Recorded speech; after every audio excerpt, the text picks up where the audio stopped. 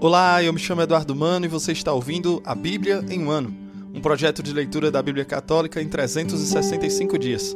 Este daqui é o dia de número 119. Para você que está chegando agora, no meu site eduardomanopay.com.br/podcast, existe um arquivo em PDF com um plano de leitura diário feito pela Ascensions, que é um site americano que produz conteúdo de formação católica. Estarei me utilizando da Bíblia Ave Maria, porque acredito será de mais fácil acesso para você, e os comentários que farei são do Padre Mike Schmitz, além das notas das Bíblias de Estudo Católicas. Hoje iremos ler o livro de 1 Samuel, capítulos 29 a 31, além do Salmo 17 da Bíblia Ave Maria. Vamos ao dia de hoje. 1 Samuel, capítulos 29 a 31. Reuniram os filisteus todas as suas forças em Afec, estando os israelitas acampados junto à fonte de Jezael.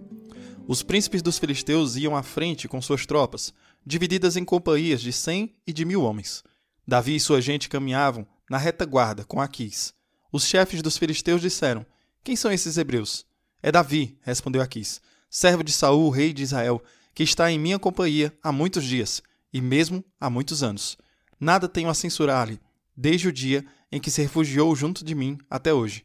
Furiosos, os chefes dos filisteus disseram-lhe: "Vá-se embora esse homem, manda que ele volte ao lugar que lhe marcaste, mas que não desça conosco à batalha. Não suceda que se volte contra nós no meio do combate. Pois como poderia ele ganhar melhor as graças de seu amo, do que ao preço das cabeças de nossos homens? Não é ele, porventura, aquele Davi, do qual se cantava dançando: Saul matou os seus milhares, mas Davi seus 10 milhares? Aquis mandou Davi e disse-lhe: "Viva Deus! Tu és um homem reto, e teu proceder comigo no acampamento me parece justo. Até hoje nada tive a censurar-te, desde que chegaste à minha casa. Mas não és bem visto pelos príncipes. Retira-te, pois, e vai em paz, para não descontentar os príncipes dos filisteus." Davi disse a Aquis: "Mas que fiz eu? Que achaste de censurável no teu servo, desde o dia em que cheguei à tua casa até hoje, para que eu não vá combater contra os inimigos do rei, meu senhor?" "Eu o sei", respondeu Aquis. "Tem sido bom para comigo, como um anjo do Senhor, mas os chefes dos filisteus é que não querem que vás com eles ao combate. Amanhã cedo, portanto, parti, tu e os servos de teu senhor, que te seguiram. Ide, parti bem cedo, ao clarear do dia." Davi e os seus homens levantaram-se de madrugada e voltaram à terra dos filisteus. Estes, porém, subiram a Jezareel. Tendo Davi e seus homens chegado a Ciceleg, ao terceiro dia, com sua tropa, tinham os amalecitas feito uma incursão no Neguebe e em Ciceleg, ferindo e incendiando a cidade. Haviam tomado as mulheres e todos os que ali se achavam, desde o menor até o maior. Não mataram ninguém, mas levaram todos cativos para a sua terra. Davi e seus homens, ao chegarem, encontraram a cidade incendiada e suas mulheres, filhos e filhas levados cativos. Por isso, choraram até não poder mais. As duas mulheres de Davi, Aquinoã de Jezael e Abigail de Carmelo, viúva de Nabal, estavam também presas. Davi afligiu-se em extremo, porque os seus queriam apedrejá-lo, estando todos amargurados por causa da perda de seus filhos e filhas. Mas Davi se reconfortou no Senhor, seu Deus, e disse ao sacerdote Abiatar, filho de Abimeleque: "Traze-me o efode." Abiatar trouxe-lhe o efode. Davi consultou o Senhor: "Devo perseguir essa gente? Vou alcançá-la?" "Persegue-os", respondeu o Senhor. "Tu os alcançarás, certamente, e os vencerás." Davi pôs-se em marcha com os 600 homens de sua tropa e chegaram à torrente de Besor, onde ficaram os que já estavam esgotados. Davi prosseguiu a perseguição com 400 homens, pois 200 tinham ficado atrás, estando por demais cansados para poderem atravessar a torrente de Besor. Encontraram no campo um egípcio e levaram-no a Davi. Deram-lhe pão para comer, água para beber, um pedaço de torta de figos secos e 2 tortas de uvas secas. Ele comeu e recobrou as forças, porque havia 3 dias e 3 noites que nada tinha comido nem bebido. Davi disse-lhe: "Quem és tu e de onde és?" "Eu sou um escravo egípcio", respondeu ele, "a serviço de um amalecita. Meu senhor abandonou-me há 3 dias, porque caí doente. Fizemos uma incursão no Neguebe dos Cereteus, no território de Judá, no Neguebe de Calebe, e incendiamos Ciceleg." Davi disse-lhe: "Queres conduzir-me a esse bando?" "Jura-me pelo nome de Deus", respondeu o homem, "que não me matarás, nem me entregarás ao meu senhor, e eu te guiarei até esse bando." Guiados pelo egípcio, alcançaram-nos. Os amalecitas estavam espalhados por todo o campo, comendo, bebendo e festejando por causa da enorme presa que tinham tomado na terra dos filisteus e de Judá. Davi feriu-os, do romper do dia à tarde do dia seguinte, e só escaparam 400 homens, que fugiram montados em camelos. Recobrou Davi tudo que os amalecitas tinham tomado, salvando também as suas 2 mulheres. E não faltou ninguém, nem pequeno nem grande, nem filho nem filha, nem o que quer que seja, do espólio que tinham levado.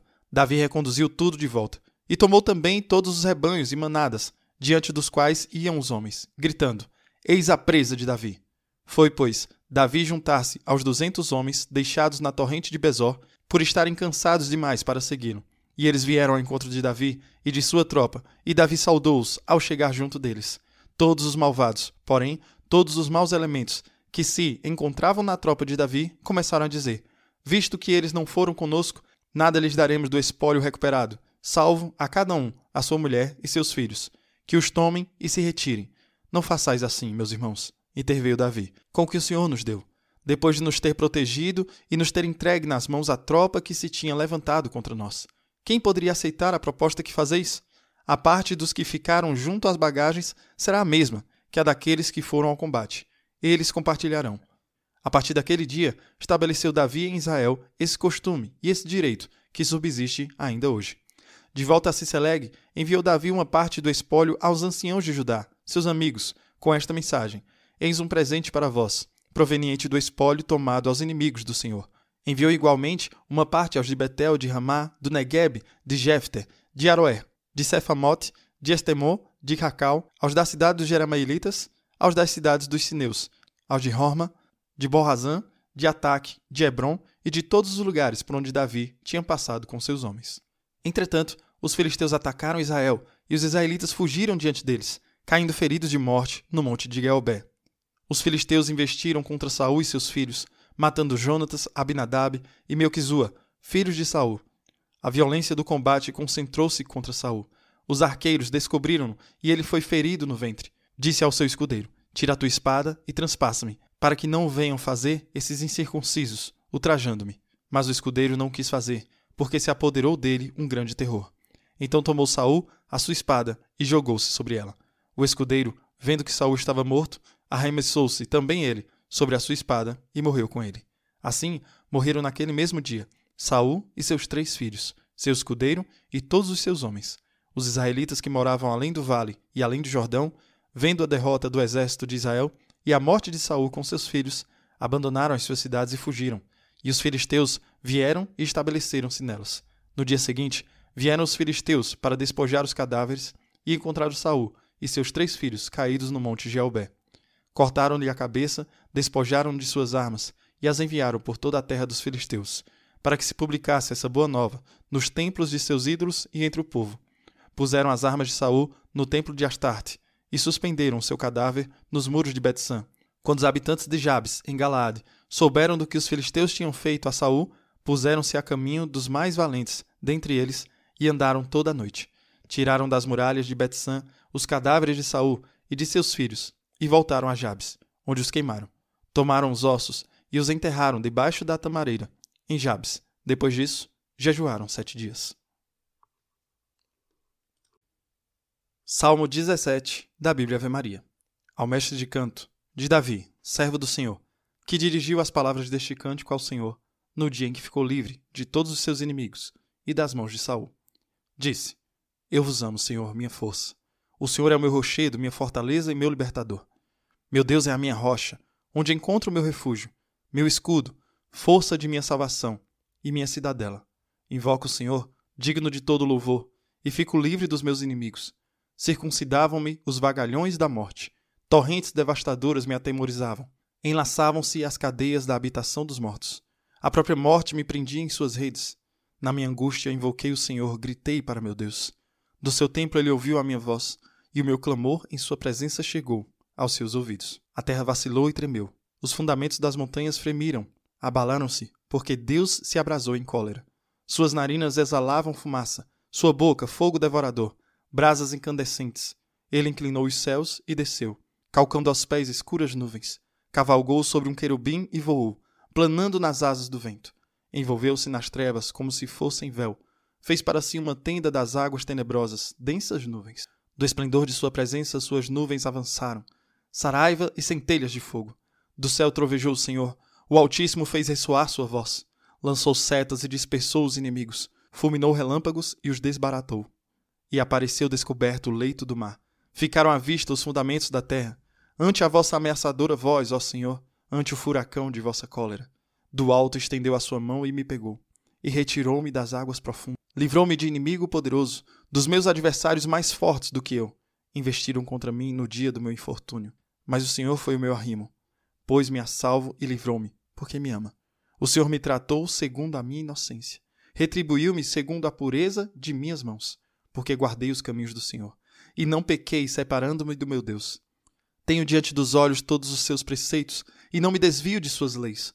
Ando irrepreensivelmente diante dele, guardando-me do meu pecado.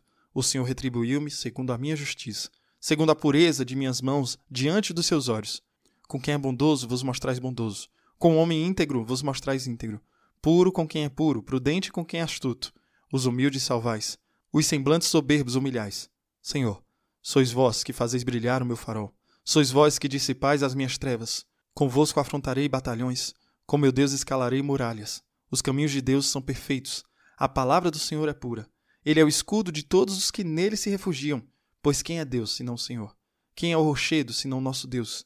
É Deus quem me cinge de coragem e aplana o meu caminho. Torna os meus pés velozes como os das gazelas e me instala nas alturas. Adestra minhas mãos para o combate e meus braços para o tiro de arco. Vós me dais o escudo que me salva. Vossa destra me sustém e vossa bondade me engrandece. Alargais o caminho a meus passos, para meus pés não revelarem. Dou caça aos inimigos e os alcanço, e não volto sem que os tenha aniquilado. De tal sorte os despedaço, que não mais poderão levantar-se. Eles ficam caídos a meus pés. Vós me cingis de coragem para a luta, e ante mim dobrais os meus adversários. Afugentais da minha presença os meus inimigos, e reduzis ao silêncio os que me aborrecem. Gritam por socorro, mas não há quem os salve. Clamam ao Senhor, mas não responde. Eu os disperso como o pó que o vento leva, e os esmago como o barro das estradas. Vós me livrais das revoltas do povo, e me colocais à frente das nações. Povos que eu desconhecia se tornaram meus servos. Gente estranha me serve abnegadamente, e me obedece à primeira intimação. Gente estranha desfalece e sai tremendo de seus esconderijos. Viva o Senhor e bendito seja o meu rochedo. Exaltado seja Deus que me salva.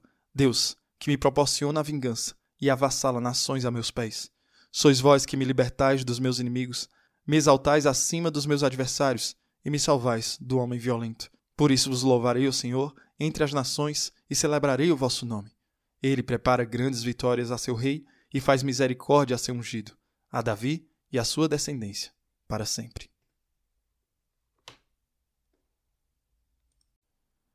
Muito bem, o Salmo 18 é um salmo muito bom. Nem sempre nós temos um contexto quando lemos os salmos, e os subtítulos deles podem nos dar um certo contexto, que é aquele primeiro versículo que eu leio com mais calma para vocês compreenderem. E a legenda de hoje foi: ao mestre de canto, de Davi, servo do Senhor, que dirigiu as palavras deste cântico ao Senhor, no dia em que ficou livre de todos os seus inimigos e das mãos de Saul. Às vezes, se você não está lendo e orando junto com os olhos e também com os ouvidos, às vezes pode parecer continuar e não saber para onde está indo em seguida. Quando se trata do Salmo, pode ser útil voltar em outra hora do dia, pegar sua Bíblia e apenas deixar seus olhos combinarem com seu coração de certa forma. Volte e permita-se acompanhar, porque pode ser uma nova maneira de orar por você. Quando permitimos que o Senhor nos ame, quando permitimos que o Senhor se deleite em nós, algo muda radicalmente. Muitos de nós nos apegamos a essa ideia de que temos que executar para agradar ao Senhor. O Salmo de hoje diz que não. Ele te salvou porque se deleitou em você. Ele salvou Davi porque se deleitou em Davi. Ele te salvou porque ele te ama. Você não precisa desempenhar para ser preferido. O Senhor já se delecia em você. O Senhor já te ama. Aqui estão algumas coisas que revelam a sabedoria de Davi. Davi vai lutar com os filisteus, mas eles não confiam nele. Aquis confia em Davi porque Davi mentiu para ele o tempo todo. Davi está dizendo a Aquis que ele está atacando os israelitas, mas ele não foi atacá-los. Davi percebe que os amalequitas invadiram sua cidade e levaram todas as pessoas embora. Davi primeiro mostra sua sabedoria, dizendo que vestiu o efode, a roupa do sacerdote, e ele vai diante do Senhor e pergunta a Deus se ele deve perseguir ou não os amalequitas. Ele pede orientação ao Senhor. Davi aprendeu a perguntar primeiro a Deus se deve ir para a batalha. Davi vai atrás deles e derrota os amalequitas. A segunda vez que Davi mostra sabedoria foi quando ele tinha um grupo de 600 homens. Em algum momento, no riacho de Besor, 200 desses homens estavam tão exaustos que não podiam ir mais longe. Eles ficaram para trás e guardaram seus suprimentos. Os outros 400 continuaram e derrotaram os amalequitas. Então os 400 que lutaram se recusaram a dar os despojos da batalha aos 200 que não lutaram. Davi disse aos 400 que fizeram serviço de luta, e Davi disse também aos 200 que fizeram serviço guardando os suprimentos. Davi mantém os homens unidos. Todos servem a um propósito, mesmo que todos não estejam indo para a batalha. Aqueles que ficam em casa estão servindo a um propósito também. A terceira coisa que mostra a sabedoria de Davi é que ele manda presentes aos anciãos de Judá. Davi está a um fio de cabelo de unir todas as tribos de Israel. O rei Saul morre, em 1 Samuel 31, então Davi está prestes a se tornar o próximo rei. Davi envia presentes a todos os anciãos para mostrar que cuidará deles. Davi tem o coração de um rei, tem o coração de verdadeiro líder, um homem de oração pedindo a Deus primeiro suas orientações, um homem de justiça, dando os despojos a todos os seus homens, é aquele que traz a união das tribos de Israel para fazer um reino de Israel. Davi está se tornando um homem agradável a Deus, mas há muita história pela frente. Que Deus abençoe você e reze por mim. Até amanhã.